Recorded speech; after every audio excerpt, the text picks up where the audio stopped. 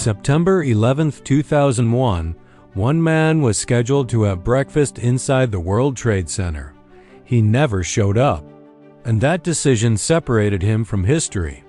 Just weeks earlier, Larry Silverstein had signed a 99-year lease on the entire World Trade Center complex. It was one of the largest real estate deals in New York history. Breakfast at Windows on the World had long been part of his routine. The restaurant sat at the top of the North Tower, overlooking Manhattan. On most mornings, that was where he would be. But that morning was different. He kept a dermatology appointment instead, a small change in schedule, a routine visit, nothing unusual.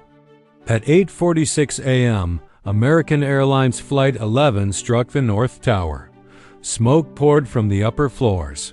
For those inside the building, there was no warning, no preparation, just impact. From Midtown, Silverstein was not inside the tower. He was elsewhere in the city as confusion spread across Manhattan. 17 minutes later, at 9:03 a.m., United Airlines Flight 175 struck the South Tower. The second impact ended all doubt. This was no accident.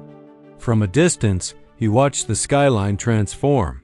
Within 56 minutes of the second strike, the South Tower collapsed. At 10:28 a.m., the North Tower fell. The complex he had leased just 49 days earlier was gone. Later that afternoon, 7 World Trade Center collapsed as well. In less than one day, the entire property had vanished. He survived because he wasn't there. That simple fact would later fuel speculation, suspicion, and years of public debate. But official investigations found no evidence of foreknowledge. The explanation remained direct and unembellished. He had an appointment. What followed was not relief. It was negotiation, insurance disputes, legal battles, political pressure. Rebuilding the site would take nearly a decade. Plans changed, designs shifted.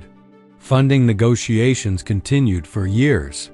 Ground Zero became a construction zone of steel and memory. Gradually, the skyline began to rise again. One World Trade Center would eventually stand where the towers once did. Taller, stronger, reimagined.